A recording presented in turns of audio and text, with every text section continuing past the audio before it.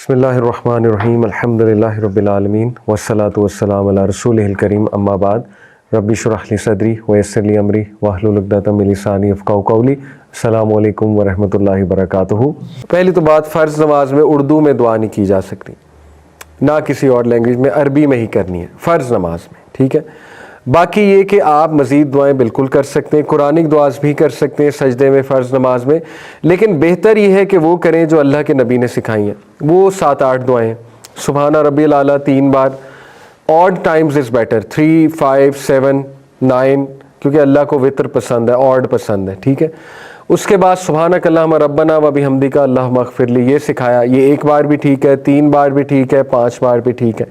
اسی طرح سجدے میں اللہم اغفر لی ذنبی کلہ دکہ و جلہ، بہت خوبصورت دعا ہے۔ اے اللہ میرے گناہ معاف فرما، اللہم اغفر لی ذنبی، اے اللہ میرے گناہ معاف فرما، کلہ تمام کے تمام، دکہ و جلہ چھوٹے اور بڑے، اسمال اینڈ لارج، و اولہ و آخرہ پچھلے اور آنے والے، یعنی ہر گناہ، پچھلے پاسٹ کے، آنے والے جو میں نے آگے کرنے، و علانیتہ و سرہ، جو اعلانیہ کیے اور جو چھپ کر کیے وہ بھی ہے۔ بہت خوبصورت دعا ہے، تو یہ بھی سجدے میں پڑھی جاتی ہے۔ اسی طرح اللہم انی اسألک بانی اشہد انک انت اللہ الاحد الصمد الذی لم یلد ولم یولد ولم یکن لہ کفوا احد، یہ بھی پڑھا کرتے تھے ہمارے نبی صلی اللہ علیہ وسلم۔ اسی طرح سبوح قدوس رب الملائکۃ والروح، سبوح کا مطلب ہے پاک ہے اللہ، قدوس ہولی ہے اللہ، قدس سے نکلا نا، ہولی لینڈ، قدس کہتے ہیں نا مکسا کو، قدوس ہولی ہے اللہ سبحانہ۔ رب الملائکۃ والروح، ملائکہ اور روح کے رب ہیں، اینجلز کے اور جبرائیل السلام کے رب ہیں۔ یہ بھی سجدے میں کہتے تھے ہمارے، یہ سجدے میں بھی کہتے تھے، رکوع میں بھی کہتے تھے، 1 بار بھی کہہ سکتے ہیں، 3 بار بھی۔ دیکھیں ہمیں سیکھنی چاہیے دعائیں۔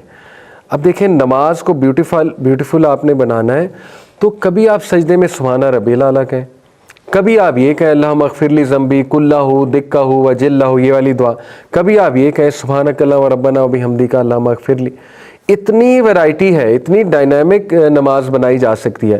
اسی طرح ہم ایک مسٹیک کرتے ہیں درود کے بعد، یہ ہماری ایک معاشرے میں پتہ نہیں یہ کہاں سے چیزیں آئی ہیں کہ اصل میں دعا قبول ہوتی ہے نماز میں، سجدے میں اور نماز کے دوران، درود کے بعد دعا قبول ہوتی ہے۔ حدیث ہے اتحیہ میں درود کے بعد دعائیں کرو۔ صحابہ کہتے ہیں نبی صلی اللہ علیہ وسلم اتنی دعائیں کرتے تھے درود کے بعد کہ ہم کہتے تھے سلام پھیرنا بھول گئے، نبی صلی اللہ علیہ وسلم سلام پھیرنا بھول گئے۔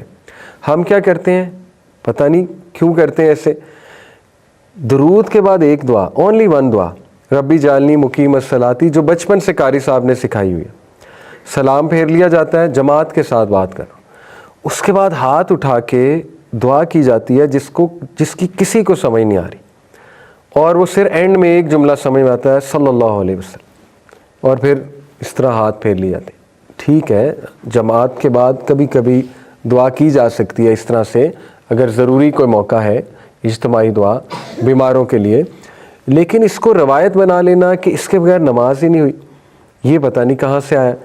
اس طرح کی باتیں اکثر آپ کو بزرگ ڈانٹ دیتے ہیں کہ تم نے دعا نہیں کی۔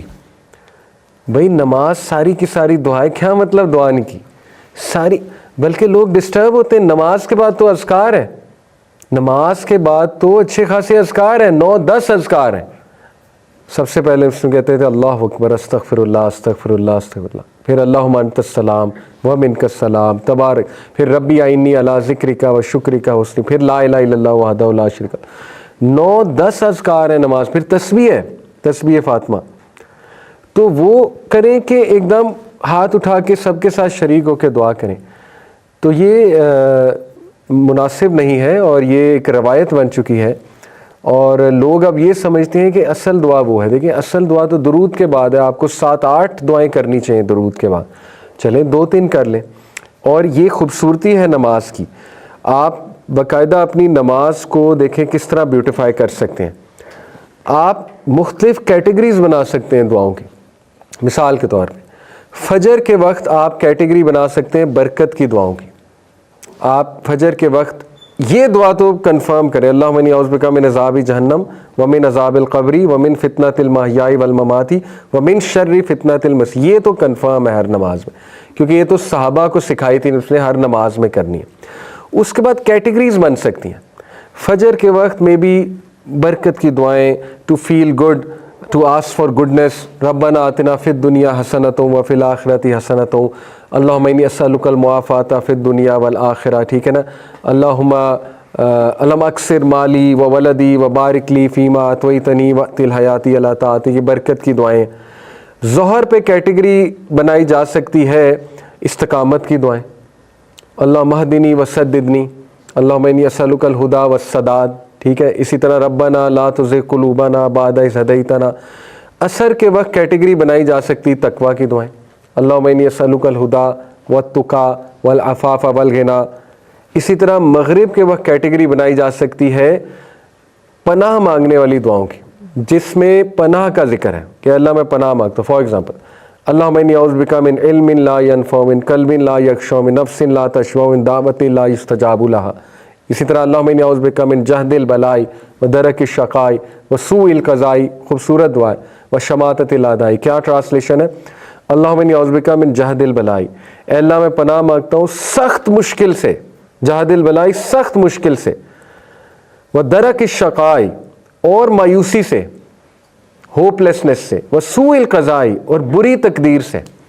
اے اللہ کہیں میں بدبخت نہ ہو جاؤں, اس سے پناہ مانگتا ہوں. وشماتۃ الاعداء اور دشمنوں کے خوش ہونے سے, دشمنوں کی خوشی منانے سے. تو یہ ہے وہ والی دعائیں جس میں آپ پناہ مانگ رہے ہیں, یہ کیٹیگری بنائی جا سکتی ہے, ٹھیک ہے. اور بھی بہت ہیں. اسی طرح عشاء کے وقت حسن خاتمہ کی کیٹیگری بن سکتی ہے, اللہم انی اسألک الحسن الخاتمہ. اسی طرح اللہم احسن عاقبتنا فی الامور کلیہا واجرنا من خزی الدنیا وعذاب الآخرہ. اے اللہ میرے تمام امور کو احسن انجام تک پہنچا اور مجھے ذلت سے بچا لے, دنیا کی اور آخرت کی, ٹھیک ہے. اسی طرح یو کین ایڈ دس دعا حسن خاتمہ ریلیٹڈ جو ہے, اللہم رحمتک ارجو فلا تکلنی الی نفسی طرفۃ عین واصلح لشانی کلہ لا الہ الا انت. یہ بھی اسی کی ہے نا کہ میرے تمام کے تمام اللہ جو اعمال ہیں ان کی اصلاح فرما دے.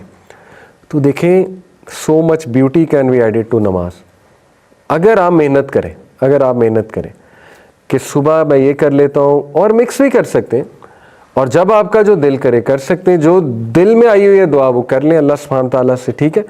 اس سے نماز میں جان آئے گی. لوگ کہتے ہیں نماز میں دھیان نہیں ہوتا, دھیان کیسے آئے گا؟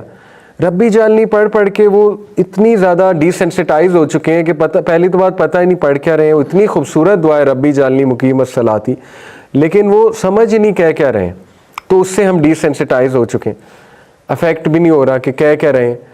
تو آپ جان لائیں اپنی نماز میں. اسی طرح سورہ اخلاص پڑھ پڑھ کے ڈی سینسٹائز ہو چکے ہیں, یہ ہم سب کا مسئلہ. تو اس میں بھی مختلف سورج لائیں, حفظ کریں, 2-3 آیات حفظ کریں, پڑھا کریں اپنی نمازوں میں, مین کامن آیات, ٹھیک ہے نا.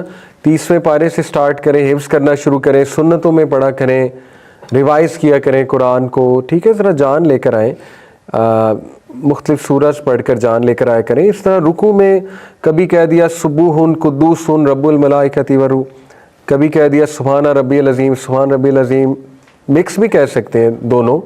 کبھی کہہ دیا سبحانک اللہم وبحمدک اشہد ان لا الہ الا انت اتوب الیک, ٹھیک ہے.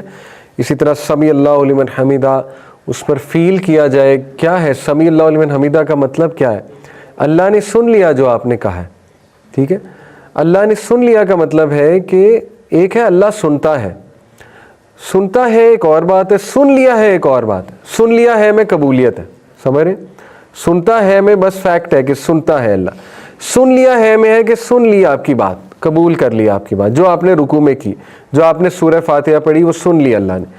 اسی بات پر ہم جشن مناتے ہیں, سمیع اللہ لمن حمیدہ یہ کہہ کر ہم جشن کیا مناتے ہیں, ربنا ولک الحمد. یہ جشن ہے نا کہ اللہ نے چونکہ سن لی تو تمام کے تمام حمد کس کے لیے, اس کے لیے.